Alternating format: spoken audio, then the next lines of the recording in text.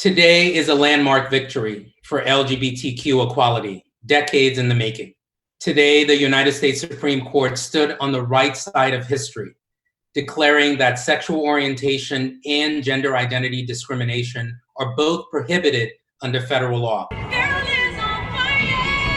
There are good elements that would defend the rights and human decency of all types of people, including same-gender loving individuals as well as transgender individuals.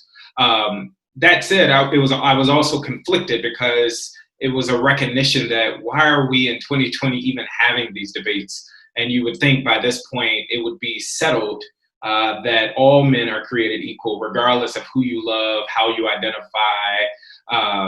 And it was a sad reminder that that's not the case. This is the first time our Supreme Court has recognized the humanity of transgender people. It gives hope, especially for me, for someone who works in higher education, working with students who are in college, getting ready to go out the door and go into their jobs. That question comes up. If I work in this field and I'm out in my authentic self on my job, will I still have a job? And for some students, it even steers what career field or what interviews they're even taking.